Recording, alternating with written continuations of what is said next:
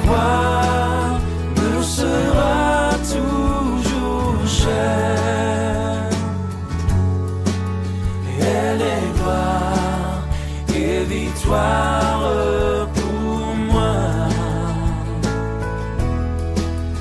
Et par elle, en la maison du Père, la couronne est offerte à ma foi. Et par elle, en la maison du Père, la couronne est offerte à ma foi.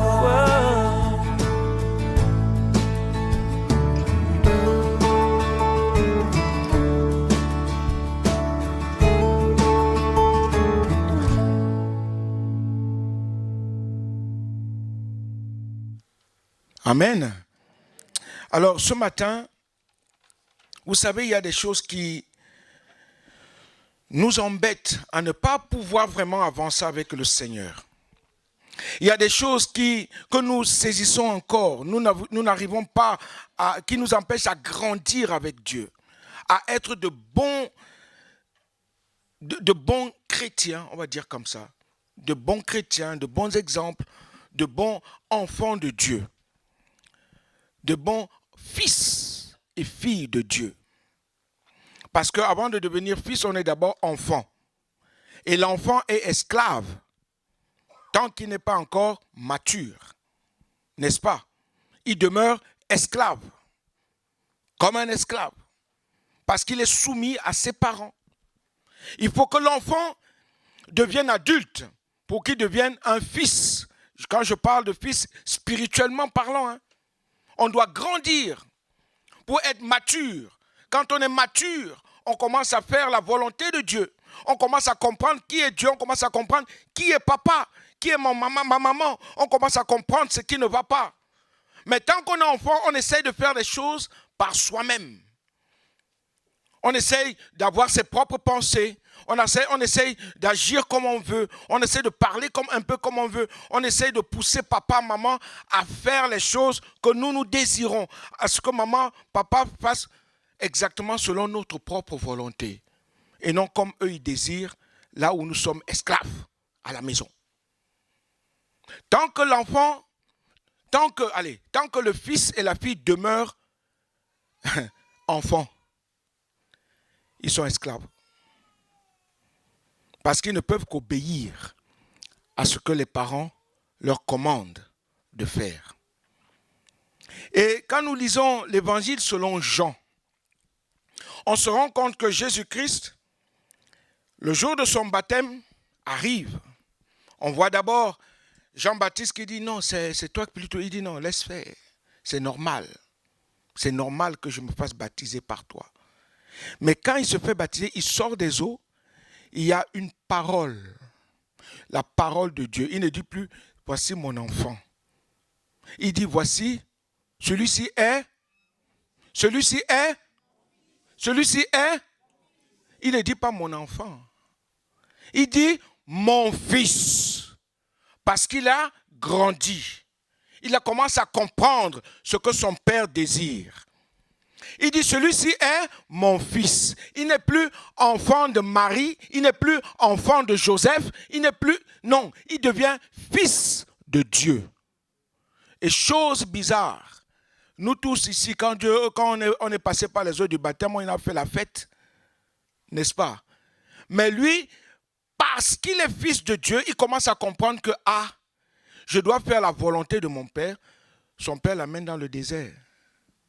Qui aurait pu accepter le désert comme Jésus l'a fait? Mais il l'a fait parce qu'il est fils. Il sait où son père l'amène. Alléluia. Et ce matin, je voudrais qu'on parle de ces choses-là. On va parler de la maturité spirituelle qui est un processus de chaque jour. La maturité spirituelle qui est un processus de chaque jour. Enfants de Dieu que nous sommes appelés, nous sommes amenés à être des fils et des filles. nous devons grandir spirituellement. On ne doit plus toujours demeurer au stade où nous sommes. Regardez, autant nous sommes enfants, autant nous sommes ballottés par plusieurs sortes d'enseignements par-ci, enseignements par-là. Nous sommes ballottés par beaucoup de pasteurs, beaucoup de dadis, beaucoup de prophètes, beaucoup d'apôtres, beaucoup de et de. Ah, je vais voir mon prophète, il va me dire des choses. On dépend de ces gens-là, on ne dépend plus de Dieu, de celui qui nous a enrôlés en lui. On ne dépend, on n'est plus fils de Dieu, on n'est plus fille de Dieu, mais on devient fils et fille du prophète. Fils et fille de l'apôtre, fils et fille de, je ne sais pas, du bishop, archbishop, comme on veut, je ne sais pas, du prophète des nations, comme vous voulez. On n'est plus, parce que les gens ne sont plus matures. La parole de Dieu désire que chaque enfant de Dieu que nous sommes, nous soyons des hommes et des femmes matures. La maturité spirituelle, on doit grandir, on doit croître spirituellement. On ne peut plus rester au stade de bébé. On doit grandir spirituellement. On doit s'attacher. Ce n'est pas parce que tu vas regarder ce que Internet, je ne sais pas, YouTube dit, qui va te faire grandir. C'est parce que toi-même, on va arriver à ça, tu plonges ton regard dans la parole de Dieu et tu la saisis et tu la gardes et tu fais exactement ce que Dieu te commande de faire en Jésus-Christ. Amen. Alors la première lecture se trouve dans 2 Pierre, la deuxième épître de Pierre, au chapitre 3. J'avais mis le verset 18, mais on va prendre à partir du verset 11. Permettez-moi de le lire, s'il vous plaît. Il est dit au verset 11, « Puisque donc toutes ces choses doivent se dissoudre, qu'elles ne doivent pas être la sainteté de votre conduite et votre piété. » La sainteté de votre conduite et de votre piété.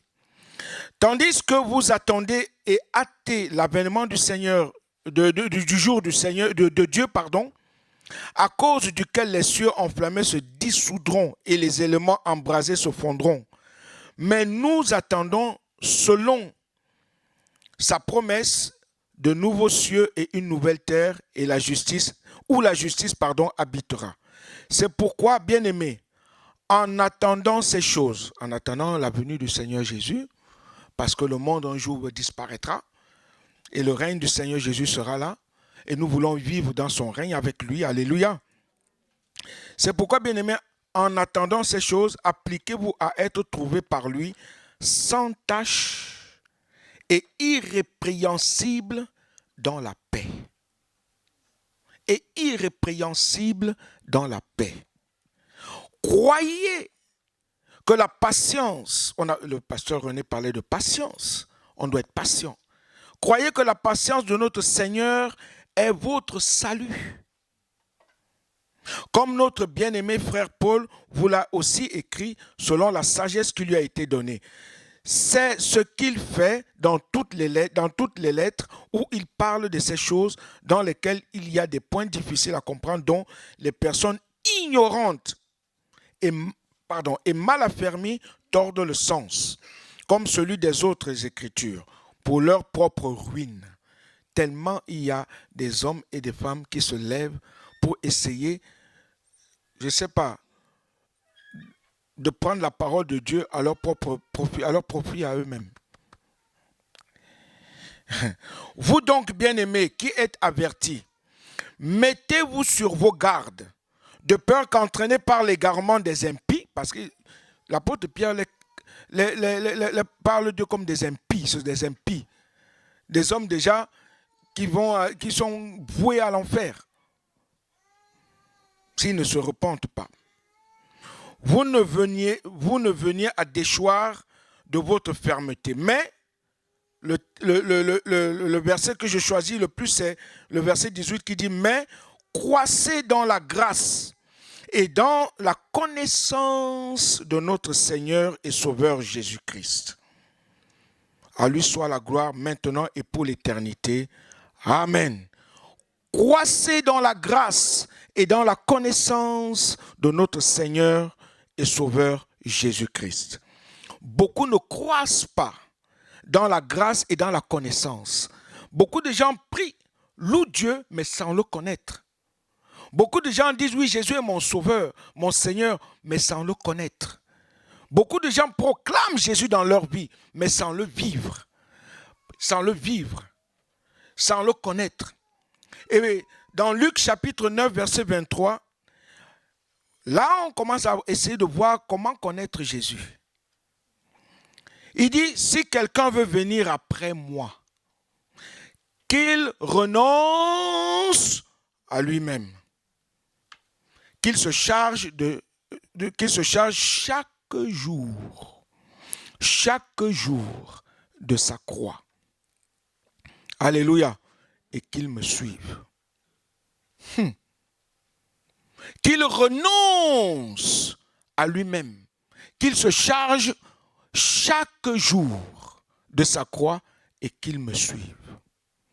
La maturité spirituelle est un processus de chaque jour. Ce n'est pas comme ça.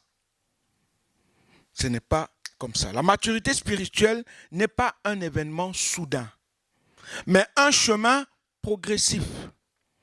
Beaucoup veulent être forts dans la foi instantanément, mais Dieu travaille dans la durée, dans la répétition et dans le quotidien. Rappelez-vous, la parole de Dieu parle du divin potier. Il brise, il façonne, il fait comme bon lui semble quand il fait son tour.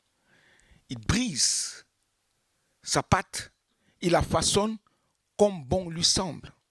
Il brise, il enlève, s'il y a des petits morceaux de pierre, il enlève. Il fait pour que cela ne lui fasse pas du mal. Il fait comme bon lui semble. Et c'est pareil aussi, comme un enfant ne devient pas adulte en un jour. Le chrétien grandit pas à pas. Le disciple de Jésus grandit pas à pas, à travers les expériences que beaucoup n'acceptent pas. Ils n'aiment pas vivre les expériences. Les épreuves, alors moins encore les épreuves. Parce que quand une épreuve arrive, on commence à dire c'est Satan, c'est démon, c'est mon frère, c'est ma soeur, c'est mon oncle, c'est ma tante, c'est mon fils, c'est ma fille. On commence à critiquer, on commence à avoir des mauvaises pensées envers les autres. On refuse les épreuves. Mais Dieu nous façonne chaque jour par ça. Par les expériences, les épreuves et la discipline et la relation avec Dieu. Dieu nous amène dans sa discipline. Il veut qu'on soit ses disciples, on dit bien disciples de Jésus.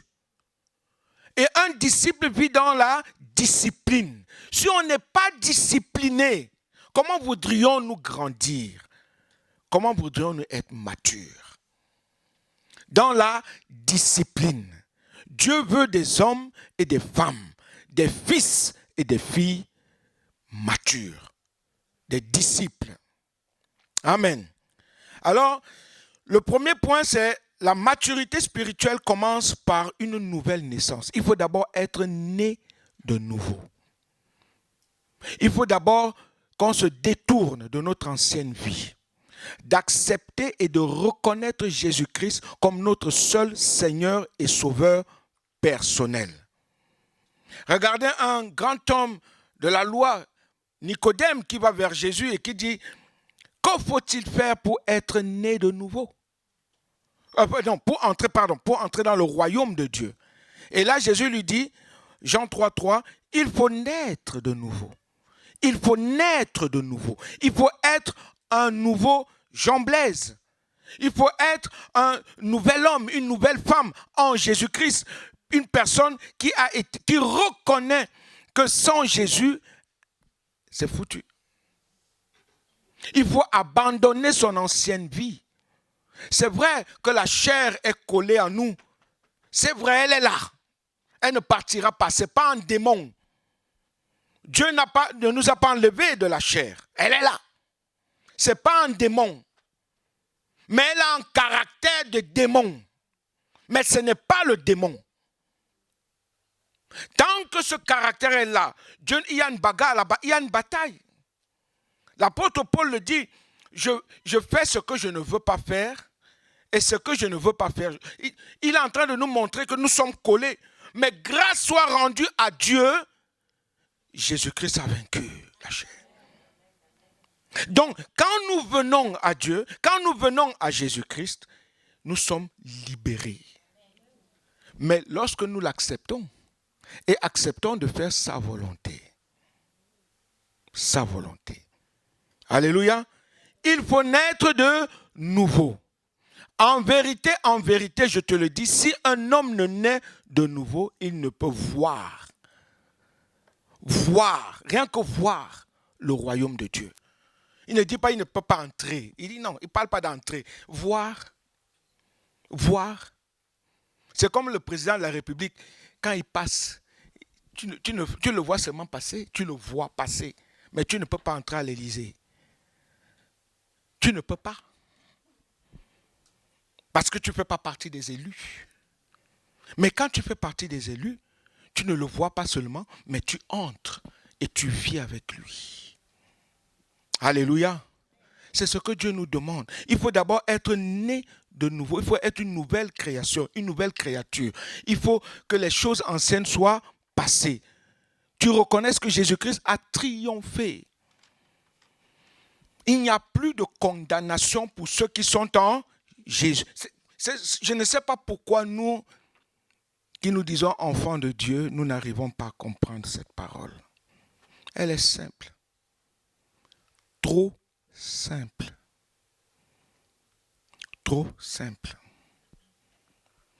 Il n'y a plus de condamnation. Frères et sœurs, nous sommes le temple du Saint-Esprit. Vous comprenez ce que ça veut dire? Dieu qui a créé toutes choses vit en toi. Est-ce que vous comprenez ce que cela signifie?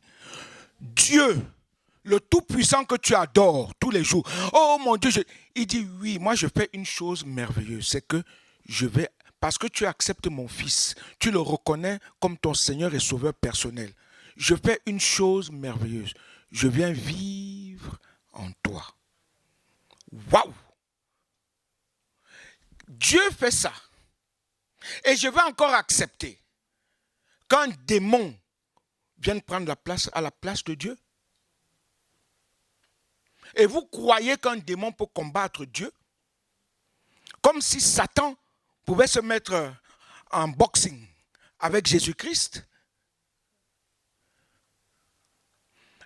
Frères, est-ce que vous lisez souvent, quand je dis il faut lire, il faut méditer la parole, dans Romains chapitre 1, à partir du verset 18.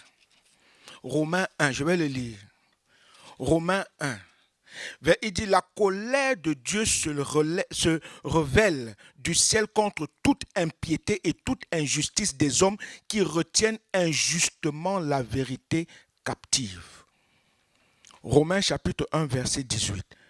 Car ce qu'on peut connaître de Dieu est manifeste pour eux, Dieu le leur ayant fait connaître. En effet, les perfections invisibles de Dieu, sa puissance éternelle et sa divinité se voient comme à l'œil depuis la création du monde quand on les considère dans ses ouvrages. Ils sont donc inexcusables. Quand tu n'arrives pas à dire « Hé Dieu, tu es tout puissant, tu es tout puissant, tu es tout puissant et le tout puissant habite en moi, le Tout-Puissant vit en moi, matin, midi, soir, matin, midi, partout où je suis, je le véhicule. Partout où je vais, je le véhicule. Mais tu dis, Satan peut venir. Satan ne peut pas. Si ce n'est que Dieu lui dise touche. Si c'est Dieu lui-même qui dit touche. Touche. Les gens prennent souvent l'Ancien Testament. Ils prennent Job, ils prennent tout ça. Mes amis, les choses anciennes les choses sont devenues. Pourquoi? Parce que Dieu lui-même accepte de vivre avec nous. J'ai dit toujours aux gens, je suis plus grand que Moïse.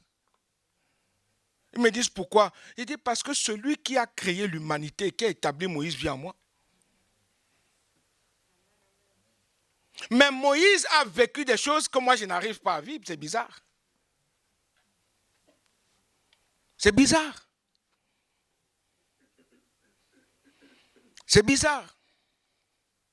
Est-ce que vous comprenez où on y va? La maturité spirituelle est une vie de chaque jour.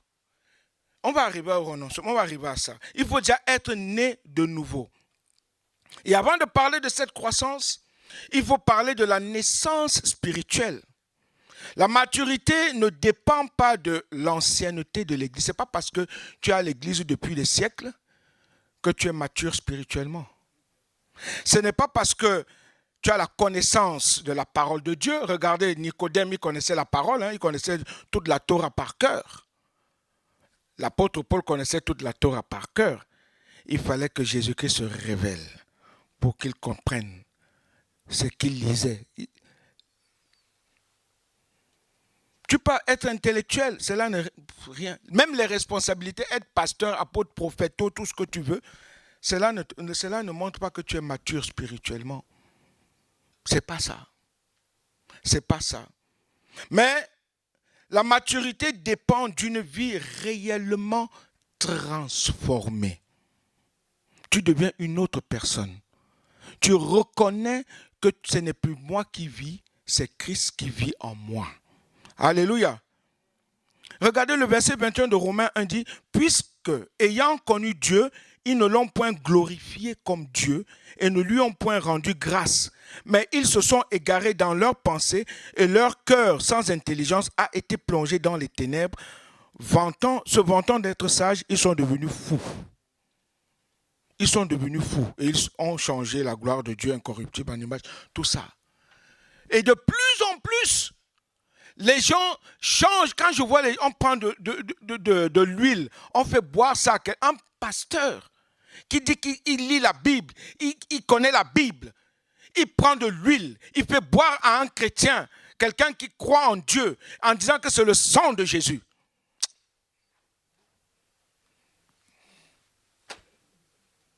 Et les gens vont dans ces... Et vous voyez, ils sont multiples. 1000, 10 000. Ils vont dans ces endroits-là. Un autre qui se lève, il dit oui, il y a l'esprit de t'entendre, cet esprit-là qui te dérange depuis des années. L'esprit de ta grand-mère, l'esprit de ton oncle, l'esprit de ton père. Mon ami, ces esprits-là sont anéantis depuis Golgotha. Depuis Golgotha. Toutes choses sont devenues... Les choses anciennes sont, j'ai donc peur de quoi? Ça, c'est l'immaturité. Je dis bien l'immaturité spirituelle. Courir de gauche à droite. Cherchant une délivrance. Mon ami, plonge tes regards dans la parole de Dieu. Mets-toi à genoux devant ce grand Dieu vivant et vrai. Dis-lui, Seigneur, révèle-moi mon cœur. Révèle-moi ma vie. Et quand il va commencer à te révéler, ne dis pas que c'est Satan. Parce qu'il va toujours appuyer dessus, appuyer dessus, appuyer dessus. Tant que tu n'as pas compris, il continuera toujours à appuyer dessus. Jusqu'à ce que tu comprennes que c'est lui, Dieu, qui t'amène dans son brisement. Amen. Ah, je ne suis pas seul, n'est-ce pas? Alléluia. Dieu nous aime. Et il nous a toujours aimés. Et il nous aimera toujours. Il aime tout le monde. Celui qui a créé, le monde lui appartient. Il faut que nous arrivions à comprendre que même Satan est entre les mains de Dieu. Les démons, c'est des anges déchus. Satan est un ange déchu. C'est Dieu qui a établi les anges, non? Oui ou non? Donc, vous croyez qu'un démon, un ange déchu, va venir se placer devant son Dieu et dire, ouais, je réclame l'âme de Blaise. Oh, grand Dieu. Mais Dieu va lui dire, s'il te plaît, demande d'abord à Jésus. Et quand il va venir, Jésus-Christ va dire, moi, j'ai payé pour Blaise. Tu n'as aucun droit. Tu n'as aucun droit. Est-ce que nous avons compris ces choses? Est-ce que nous comprenons ces choses? Pourquoi nous sommes trop d'immaturité. Nous sommes obligés je suis obligé de repartir au béaba.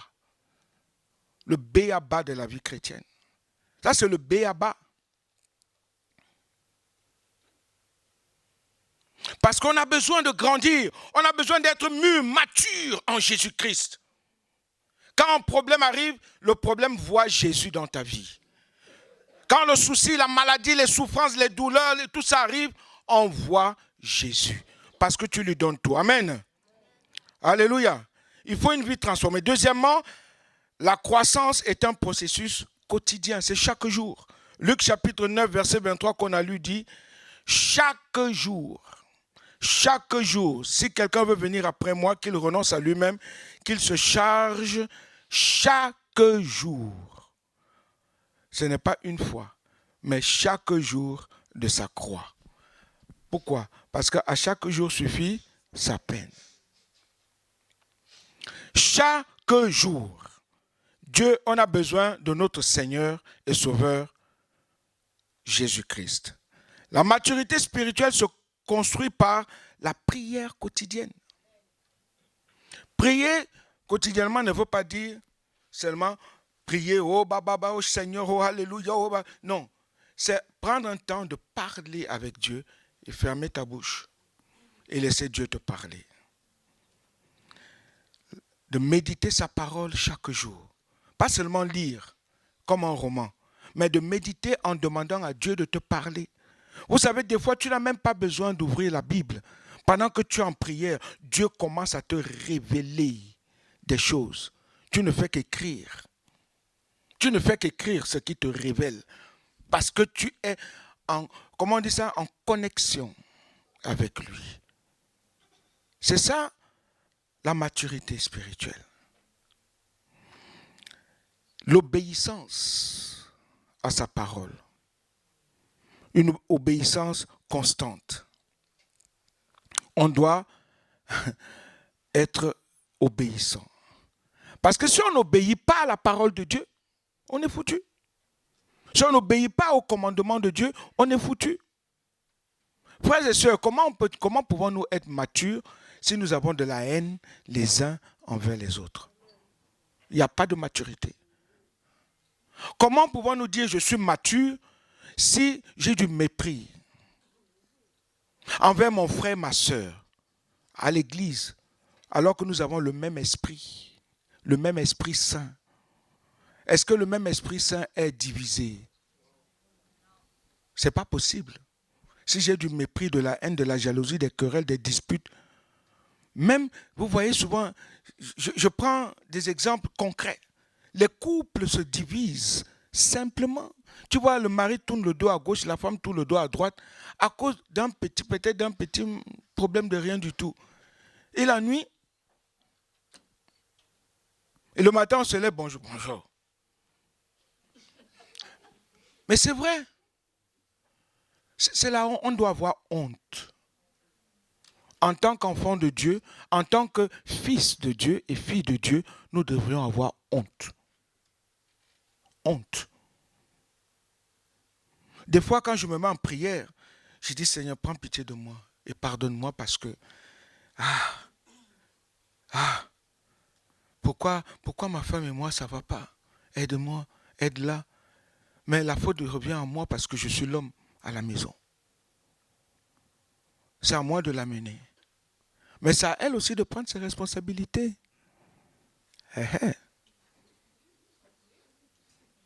Il n'y a pas que les fautes ne viennent pas qu'à l'homme, hein, pasteur René. La femme aussi doit se dire, c'est vrai, bon, il y a une part de moi dedans. Quand bien même je suis le chef de la famille. Alléluia.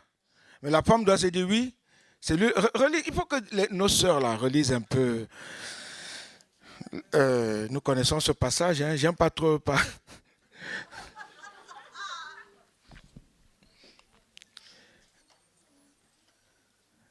C'est ça. Hein? Et nous voyons aussi l'obéissance, les enfants. On voit aujourd'hui, 21e siècle, une désobéissance comme on n'a jamais vu.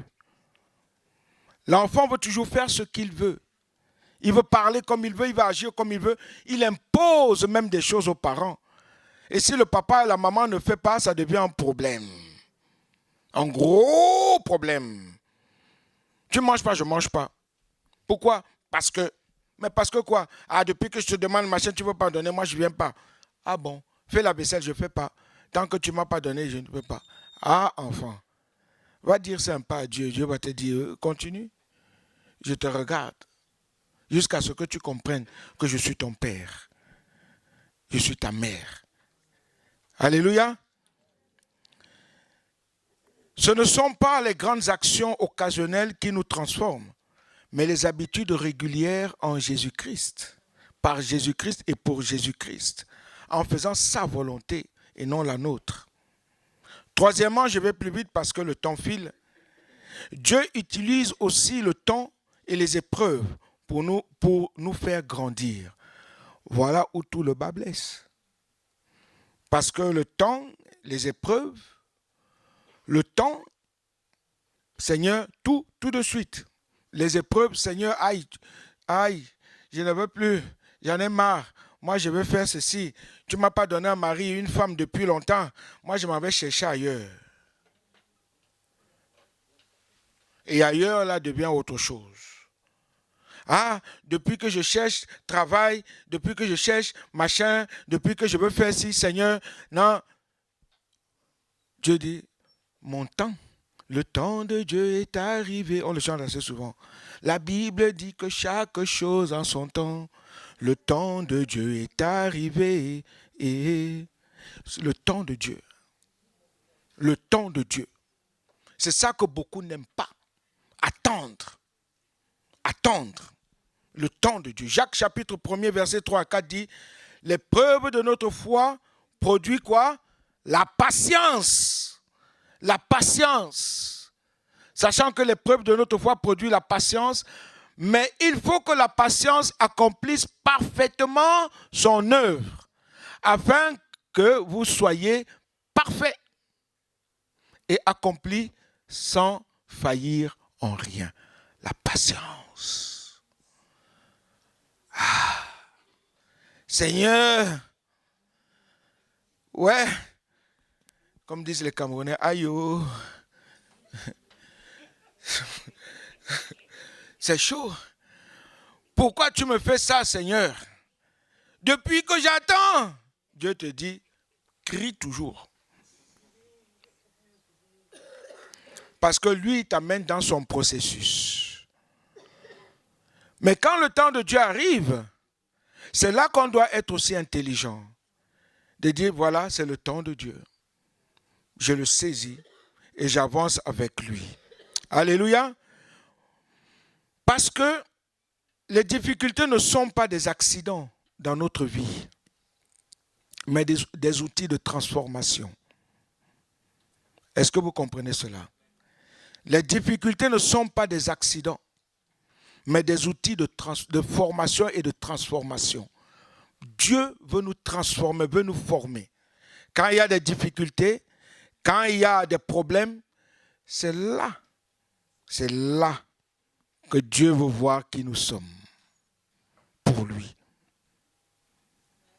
Quand ça ne va plus, quand tout est noir, il n'y a plus de solution, c'est là que Dieu dit, je veux voir. Je vais vous donner un témoignage. Il y a de cela en 1994. J'ai été invité à Toulon dans une petite église pour 2 semaines de formation pastorale. Parce qu'à l'époque, l'école biblique n'était que de 2 ans et on nous faisait faire des formations dans certaines églises rapidement à Bordeaux. Et j'étais là-bas à Toulon, chez le pasteur Kowalczyk, et j'habitais dans une famille. Je voyais la femme tellement heureuse, elle chantait à chaque fois. Le mari était là, il accompagnait. Et leur fils, aujourd'hui il est même pasteur, il est pasteur d'une grande église là-bas dans le sud. Et la femme à table, elle me dit, mon jeune frère, je vais t'expliquer pourquoi tu vois mon couple et ma famille heureuse comme ça. Il y a de cela quelques années, mon mari m'a quitté, il a demandé le divorce il est parti. Pendant 10 ans, 10 ans, 10 ans, son enfant était tout petit. C'est comment? C'est long, hein? Elle est restée à genoux, implorant la grâce de son Seigneur. Père, c'est l'époux que tu m'as donné, c'est le mari que tu m'as confié. Qu'est-ce qui se passe? Nous nous sommes mariés à l'église. Tu as béni. Notre mariage a été béni par toi. Qu'est-ce qui se passe? Son mari est parti. Il faisait sa vie. Elle est restée à genoux. Père, fais-moi grâce. C'est l'époux que tu m'as donné, le papa de notre fils. Fais-moi grâce. À la maison, elle pleurait. À l'extérieur, elle était joyeuse. À l'église, heureuse. À la maison, elle fermait sa porte avec son père. Papa, Abba Dieu, je fais comment? Regarde comment je souffre intérieurement. 1 an, 2 ans, 3 ans, 4 ans. On peut dire ça va, hein? 3 ans, 4 ans. L'enfant ne fait que grandir. 5 ans, 6 ans, 7 ans, 8 ans, 9 ans, 10 ans. Un jour, son mari passe devant une église à Toulon. Il marche, il passe, il avance. Il y a un homme qui sort de l'église et qui l'arrête. Stop! Il y avait évangélisation dedans. Le monsieur sort et dit, le Seigneur m'envoie te dire de retourner dans ta maison maintenant. Tout de suite. Le monsieur ne le connaissait pas, ni d'Adam, ni d'Ève. Il ne savait pas qui il est. Mais il lui dit, Dieu me dit de te dire, ce que tu as fait n'est pas bon. C'est le temps de retourner dans ta maison, retrouver ton épouse et ton fils. Maintenant. Il est tombé, boum, par terre. Il dit, Seigneur, tu me connais. Pourquoi? Parce que ça faisait quelques années, il ne savait pas si sa femme allait encore l'accepter. Et lui tournait en rond. Est-ce qu'elle pourrait encore m'accepter? Ah mon Dieu, est-ce qu'elle pourrait encore m'accepter? Mon fils a dû grandir, je ne l'ai jamais vu depuis. Ah, c'est vrai, Toulon n'est pas si grand, mais bon. Oh. Et là, Dieu lui parle. Cache. Vous savez comment il est rentré chez lui? Ils habitaient, ça montait un peu chez eux comme ça, à genoux. À genoux, comme dit ma sœur Aya. À genoux. Ça montait un peu chez eux, il y avait des escaliers. À genoux. Comme lui-même, il me dit, oui, c'est vrai, c'est comme mon épouse me te dit là, Blaise, c'est vrai, à genoux. La tête contre le sol, pour demander pardon à Dieu et pardon à mon épouse. Le temps de Dieu. Elle n'a pas failli. Elle n'a failli en rien. Elle n'a failli en rien. Elle a tenu ferme. La patience est une vertu. Et beaucoup, moi-même j'échoue, nous échouons tous. Nous échouons tous. Nous sommes tous des échoueurs, si on peut dire comme ça. On n'a pas de patience. On n'arrive pas, on veut tout de suite. Et ce n'est pas bon. Pas de profondeur. Pas de profondeur. Sans épreuve, il n'y a pas de profondeur spirituelle. Un chrétien qui n'a pas d'épreuve n'est pas un chrétien. Je suis désolé. Parce que tu as tout de suite. Comme un enfant, tu n'es pas adulte, tu n'es pas majeur, tu n'es pas mature, tu n'es pas fils, tu n'es pas fille. Il faut vivre. Les épreuves nous font grandir. Quand ça ne va pas, ne murmure pas. Quand ça ne va pas, ne critique pas. Quand ça ne va pas, ne te querelle pas. Là encore, on échoue. Parce qu'on se querelle pour rien. Quand ça ne va pas, ne méprise pas. Quand ça ne va pas, ne jalouse pas.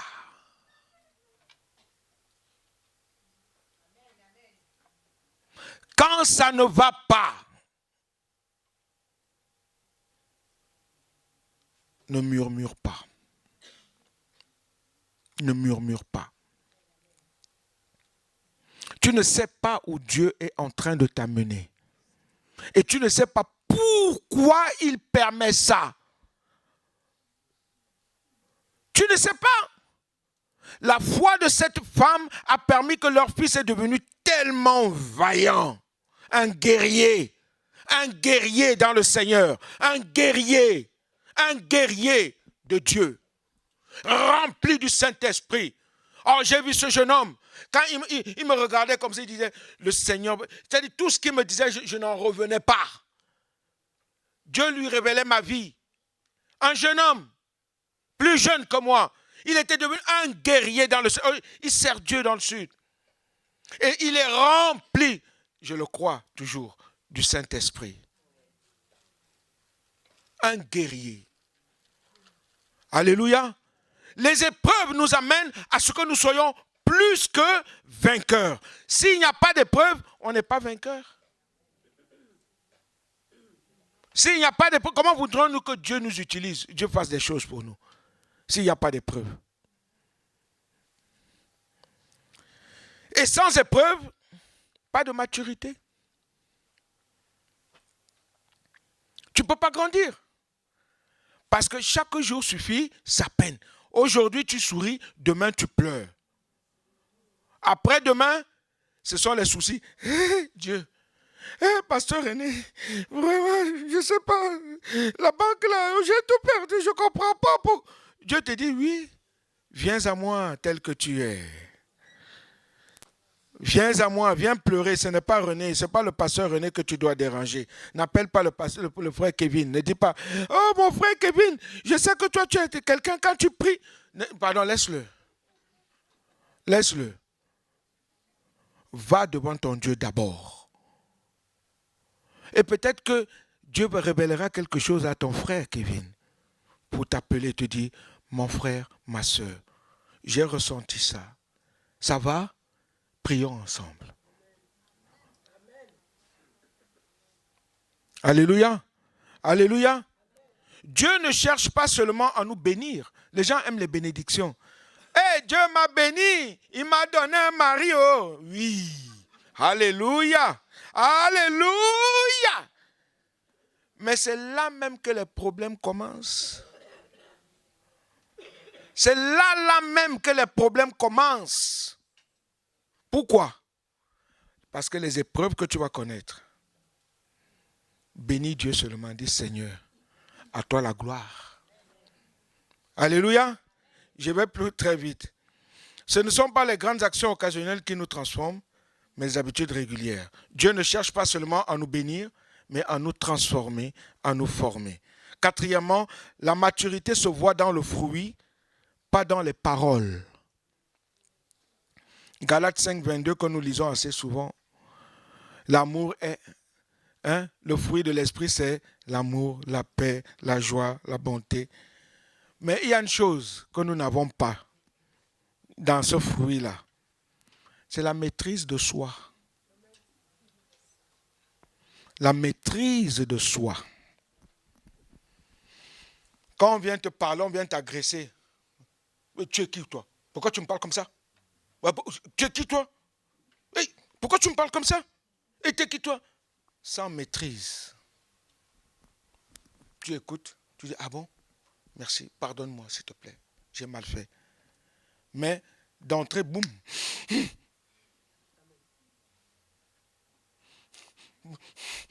Ça, c'est fait. Pourquoi je t'ai fait quoi? Pourquoi tu me parlais comme ça? Depuis quand tu me parles comme ça? Fini. La maîtrise est morte. Et elle aussi, si elle n'est pas mature,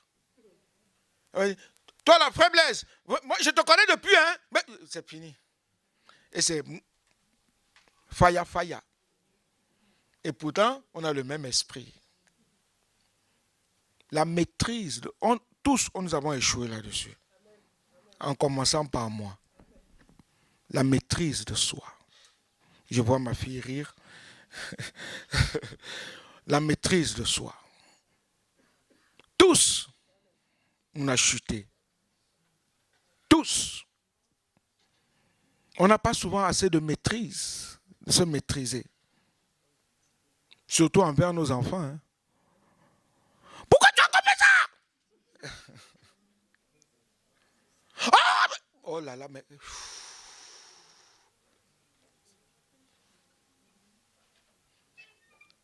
Alléluia. Un chrétien mature doit manifester ces choses. L'amour. Pas seulement en parole, mais le vivre. Quand tu dis tu aimes. Quand tu dis tu aimes, je t'aime. Je t'aime ma sœur. Laure. Il faut vraiment prouver cet amour. Il faut le prouver. Quand tu regardes ton frère Youssouf, tu dis Youssouf. Entre toi et moi, il n'y a pas de barrière. Il y a quelque chose dans le cœur pour toi et moi. Prouve-le. Témoigne-le à ton frère. Vis-le. Aime ton frère, aime ta soeur. Ce n'est pas seulement à l'église. Oh, je t'aime de l'amour du Seigneur. Non. Ce n'est pas ça. C'est quand ça ne va pas. C'est quand ça ne va pas. C'est quand c'est flou. C'est quand c'est trouble. C'est quand tout est dans l'eau noyée. C'est là que tu dois dire oui, c'est vrai Seigneur, oui. Est-ce que j'aime mon frère, est-ce que j'aime ma soeur? C'est ça la maturité. La douceur. Aïe. Est-ce que nous sommes doux quand nous parlons aux autres? Quand nous reprenons les autres, est-ce qu'il y a la douceur? Ou bien c'est la dernière fois, je t'avais dit, Pasteur René, je t'avais dit la dernière fois que non, moi je n'aime, non. Est-ce qu'on parle avec douceur? Quand tu parles à ton frère, est-ce que c'est, tu sais, pardon, voilà. Alléluia. La maturité n'est pas ce que tu dis, mais ce que tu deviens en Jésus-Christ. C'est ça la maturité. Cinquièmement, et je termine par ça, la croissance demande discipline et persévérance. Hébreux 12, verset 11.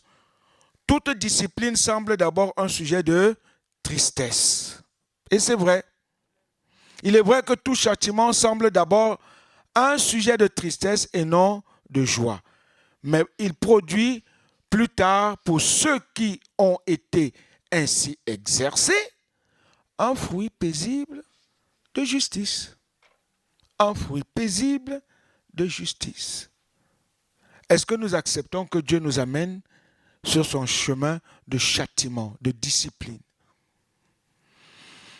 Est-ce que nous l'acceptons? Seigneur, non, moi là, je ne veux plus à l'église, je veux rester à la maison. Moi qui suis chrétien, et tu vois la personne tape. Moi chrétien. Ah, moi on sait que tu es chrétien, mais tu tapes là pourquoi? Tu ne m'as pas appelé pour souffrir, Seigneur. Je ne peux pas souffrir. Ah bon? Non. Je ne peux pas. Tu as dit que je suis la tête et non la queue. Ah bon?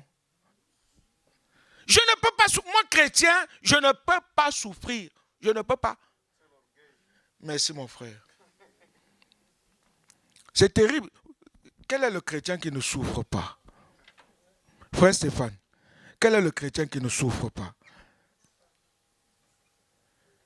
Allez demander voir à l'apôtre Paul. Il va vous dire. Relisez les épîtres de Paul. Il va vous dire. Allez lui demander s'il n'a pas souffert. Laissé même comme mort. Et Dieu a même suscité. C'est Dieu, hein? Dieu, le Père, Dieu, le Tout-Puissant, a même suscité un démon pour le suivre. Aïe. L'apôtre Paul, oui, l'apôtre Paul. Allez demander à Pierre comment il est mort. Allez demander aux apôtres, même l'apôtre Paul, comment il est mort. Allez demander. Allez demander s'ils n'ont pas connu la souffrance, les châtiments, la dureté de la vie. Mais nous voulons tout miaou, miaou. Dieu est bon. Seigneur, j'ai besoin d'une Ferrari, tiens. Il te donne. Oh Seigneur, aujourd'hui, oui, tiens, mon fils, ma fille. Oh, c'est vrai, je t'aime bien, ma fille, viens. Tu veux quoi? Oh, prends un petit bisou. Vas-y, je te donne le palais de l'Élysée, prends-le. Et tu es content. Tu es content. Tu es content. Mais quand il t'amène maintenant sur son chemin de brisement, tu dis c'est le démon. Dieu te dit oublie démon, c'est moi. Je t'amène afin que tu comprennes que c'est moi ton Dieu qui te fait vivre ces choses pour que tu deviennes meilleur et non pire. Je te fais vivre ces choses, moi Dieu, le Tout-Puissant, le Créateur des cieux et de la terre, qui vit en toi par mon esprit. Je te dis qu'aujourd'hui là, tout ce que tu vis, parce que tu m'appartiens, parce que tu es ma propriété privée, tu n'appartiens pas à Satan, tu n'appartiens pas au démon. Mais tout ce que tu vis, c'est moi Dieu qui le permet. Tu vas lui dire non, je ne veux pas. Je ne veux pas. Et vous voyez beaucoup de chrétiens devenir bizarres. Il faut qu'on me délivre des démons. Un chrétien né de nouveau, rempli du Saint-Esprit. Délivrez-moi de démons.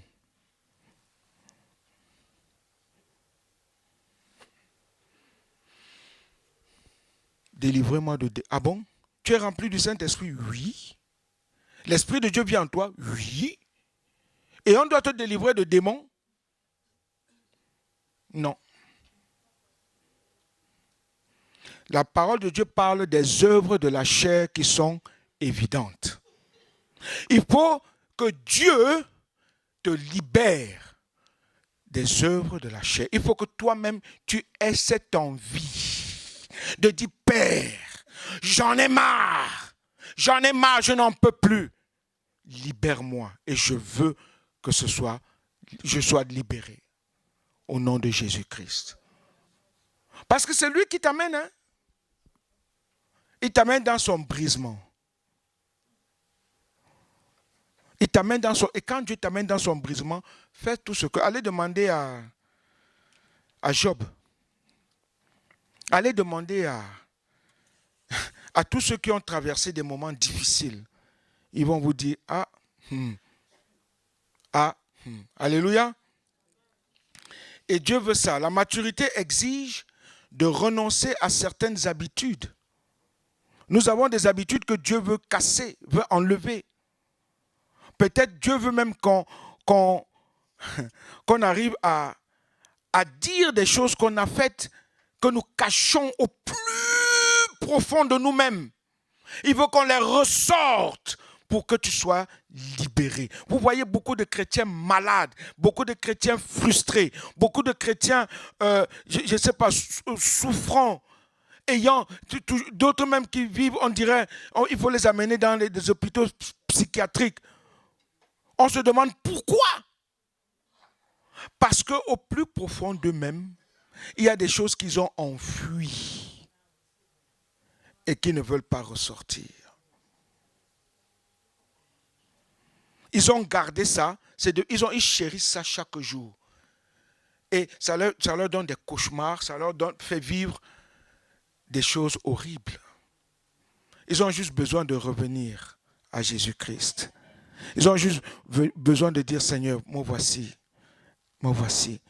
Voici mon cœur. Je te livre tout ce qui est dedans. Prends-en soin. Dirige-moi. Amen. Renoncez à ces choses-là. Persévérer même sans motivation. C'est-à-dire même quand ça ne va pas. Tu n'es motivé en rien. Persévère en ton Dieu. Continue à persévérer, même quand c'est dur. Au Cameroun, on a l'habitude de dire, tu pousses, tu mets la cale. C'est-à-dire que tu es sur une pente, tu as ta voiture, elle est abîmée, mais tu vas la pousser. Quand tu seras fatigué, tu prends la cale, tu poses, tu te reposes. Tu attends et tu vas repousser encore, poser la cale, tu avances. Avec Dieu, c'est comme ça. Tu pousses, tu mets la cale. Tu pousses, tu mets la cale. Tu te reposes, tu dis, hé Dieu, pitié. Tu pousses, tu mets la cale, tu avances jusqu'à ce que la pente finisse et tu te sens libre en Jésus-Christ. Alléluia. Persévérer même quand ça ne va pas. Restez fidèle. Restez fidèle à ton Dieu. Reste fidèle. Fidèle. Fidèle. La fidélité, ce n'est pas seulement dans l'église. La fidélité, c'est quand le problème est dur. Dur. Les larmes ne coulent plus. Il n'y a plus de larmes. C'est dur. Il n'y a que les gémissements.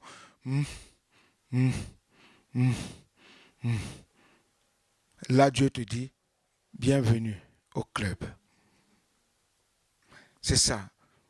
Ce qui est difficile aujourd'hui produit une vie solide demain.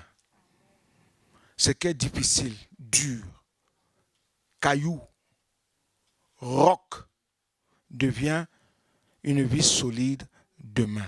Et je conclus en disant, la maturité spirituelle n'est pas instantanée. Elle n'est pas émotionnelle. Elle n'est pas superficielle. Amen. La maturité, c'est pas ça. La maturité est progressive. Elle est intentionnelle. Elle est quotidienne. Et Dieu travaille en toi, en moi, chaque jour, même quand tu ne le ressens pas. Même quand tu ne le ressens pas, Dieu travaille dans ta vie chaque jour. Voilà pourquoi, quand Dieu te ferme une porte, ne force pas. Parce que si tu forces trop et que tu l'ouvres, il y a un serpent qui va sortir. Et là, tu vas regretter. Il sera trop tard. C'est vrai, l'enfant fait souvent des bêtises. Il revient chez papa, chez maman. Bobo, bobo, oui, on va le porter. Mais il y a déjà bobo.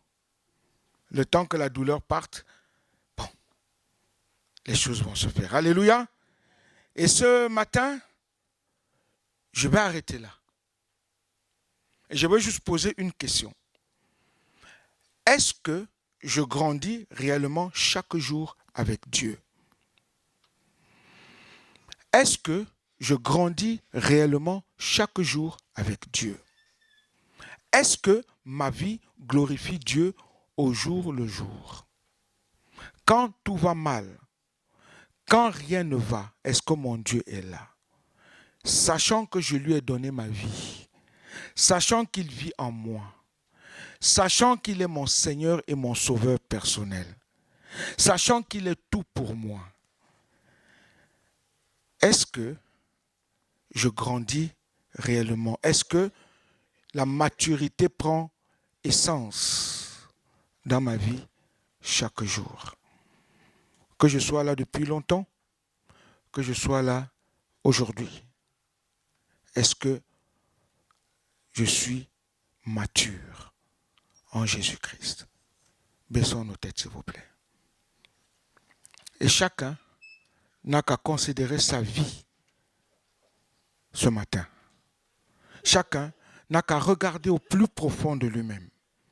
Seigneur, est-ce que je suis réellement mature spirituellement? Est-ce que je grandis? Est-ce que je gagne? Est-ce que je suis plus que vainqueur chaque jour? Est-ce que ma vie témoigne de qui tu es?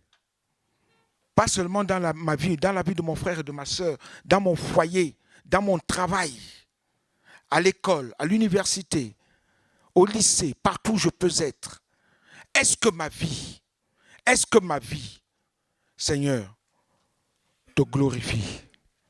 Est-ce que je suis mature? Est-ce que tu pries même quand tu n'en as pas envie? Est-ce que tu as le temps de prier, d'obéir, même quand c'est difficile? Est-ce que tu persévères même quand tu es fatigué? Fatigué de tout ce que tu vis, tu subis. Est-ce que tu persévères? La phrase clé que je veux sortir pour vous, pendant que vous avez les yeux baissés ce matin, est: la maturité spirituelle n'est pas un sprint. On ne court pas vite. C'est une marche quotidienne avec Dieu. Est-ce que ce matin, cette parole t'a parlé? Est-ce que Dieu t'a parlé ce matin? Si tu sais que Dieu t'a parlé, je vais faire une chose. Je vais te demander de te lever là où tu es. On va prier ensemble. Si tu sais, on n'est pas devant Blaise, on n'est pas devant René Wanji. On est devant notre Père Céleste qui nous connaît. Je vous ai donné au début de mon message, je vous ai dit, le roi est assis. Il regarde les cœurs. Il regarde nos pensées. Il regarde qui nous sommes devant lui. Et il voit, il scrute. Et ce matin, tu as besoin de ce grand Dieu vivant et vrai. Si tu sais que tu as besoin de grandir spirituellement, c'est le moment. C'est le moment. Lève-toi. Lève-toi. Ne regarde ni à gauche ni à droite. Tu es peut-être là depuis des années. Tu viens peut-être d'arriver. Mais tu as besoin de ton Dieu. Tu as besoin de grandir. Tu as besoin d'être plus que vainqueur dans telle ou telle épreuve. Tu as besoin de recevoir ta bénédiction. Tu as besoin de recevoir quelque chose de ton Dieu. Tu sais qu'il t'a amené dans un chemin. Mais le chemin là, tu as dit, Seigneur, ce chemin est trop dur. Mais lui te dit, continuons, avançons encore. Tu as besoin de lui. Là où tu es, tu sais que tu as besoin de ce Dieu vivant et vrai. Lève-toi. Lève-toi. Tu n'arrives pas à renoncer à certaines choses. Tu n'arrives pas à abandonner certaines choses. Ce matin, tu as besoin de prendre ta victoire. Lève-toi. Tu as peut-être essayé de faire des choses de toi-même.